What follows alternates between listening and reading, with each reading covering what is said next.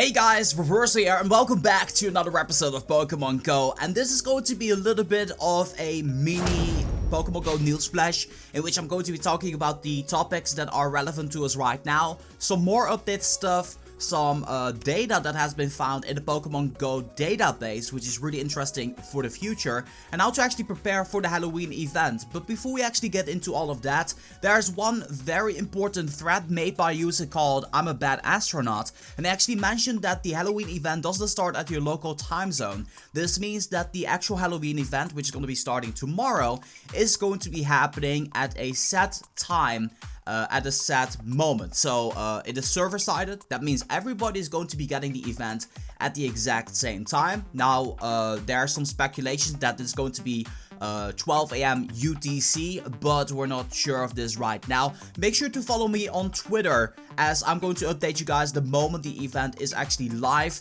For now, I want to give you guys the tip to actually not hatch any of your eggs in your incubators. Make sure you hold off until you're 100% sure whether or not the event has started or not. That being said, let's move on to the next topic. PSA, public service announcement. For those who are wary of your mobile data consumption, the latest update requires your unit to load the Pokémon Sprites once again. At least once. I've actually seen it once or twice, maybe during my own Pokemon. But if you start up the game right now and you go to your own Pokédex or you go to your own Pokemon, you see them as like a white little orb, and it actually needs to load up the Pokemon, and this on itself is actually going to be costing you some data. So make sure you take that into consideration. Your data consumption might be a little bit higher as a result of this. I thought it was very important to actually mention this to some of you data users out there.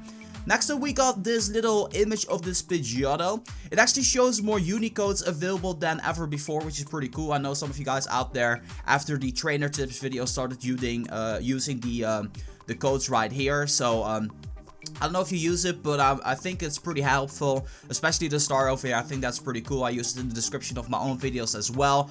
So that's a nice little addition. Also, all of the topics I'm talking about, I'm going to be leaving the descriptions in the video description down below if you want to read about them in your own time.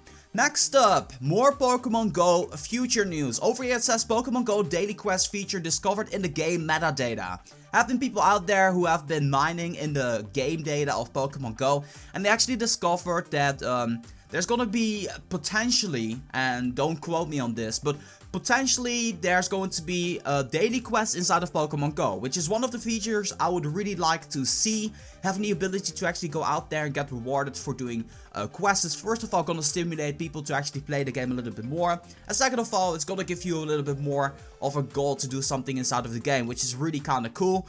And they're also saying like quests can include different types of quests. Obviously this is all you know, it can all change in the future, so be sure to take that into consideration. But quests can be like the first catch of the day, the first Pokestop of the day. I can also imagine trying to do a gym battle or train up your gyms or something like that might also be included inside of quests in Pokemon Go. This is a really nice step into the right direction. Once again, this will be linked in the video description down below.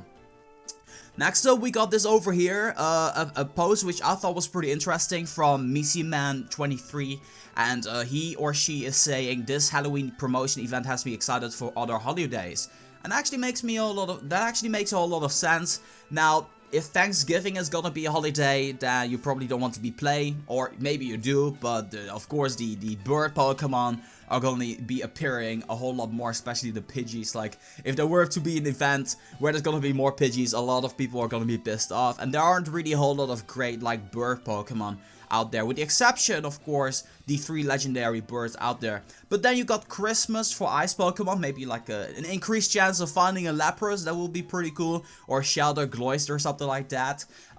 If Generation 2 were to be coming around the corner, you for instance have Delibird that will be appearing more often, and so on and so forth. And then Easter, maybe something with Lucky Eggs, or getting like a friend of mine, she actually mentioned to me like it would be really cool if Easter would be bringing a special type of egg with like a rainbow color, which could hatch any Pokemon out there. I think that would be really cool if that were to be the case. So, I honestly want to hear your thoughts, opinions, or your ideas for holiday special events that they can actually do for Pokemon Go. So the most obvious ones are gonna be Halloween, then you got Christmas, Easter, spring, summer, I don't know. You guys let me know in the comment section down below. And then finally, how to prepare for the Halloween event by the Red Warp Prism. This guy did a really amazing job on compiling this list. I'm gonna read them out for you guys and kind of elaborate my own thoughts and opinions on these. And he's saying, consider clearing out all of your junk pokes, and by that I mean plan what you're going to transfer as it starts, as so you can afford the space when you go out and catch. So for this, you really want to be saving up the Pokemon that you want candy for, and don't transfer them away. So if you find Drowsies and you find a lot of them, just transfer them away right now. If you have Weedles, Caterpies, all those common Pokemon that you keep finding and you're not interested in, just transfer them away. But there's Pokemon out there you're saving up candy for, like maybe an Eevee, maybe you're saving up Eevee candy, or maybe you're saving up Abra candy, or even Ghastly candy. Then do all of this during the event. Make sure your backpack is full, so that way you are not actually wasting anything out there, and then transfer everything at once whenever the event starts. Second tip, stock up on Pokeballs. Pots are not as important. I definitely second this because gyms in Pokemon Go, it's all great and everything, but they are pretty time consuming. I know for a fact that not all of you guys out there have enough time to always go after gyms, and if you usually would be going after gyms in your free time, and you can actually hunt for Pokemon right now, I really consider do that, because you want to make sure you get a lot of candy, you want to make sure you get the best out of this event. So you might want to be getting some gyms right now, today, as we're speaking right now. Next will be saying save up for incubators or buy them during the event. Maybe this also means walking off your 2-kilometer eggs in the next few days. That makes a lot of sense. Eggs are going to be getting double the amount of candy from before, so they can be between like 10 candy and like 70 candy that you're going to be getting off a single Pokemon egg. So definitely make sure you actually get, you know, the best out of this, because this is actually pretty huge. This is why you want to be doing your egg hatches right now.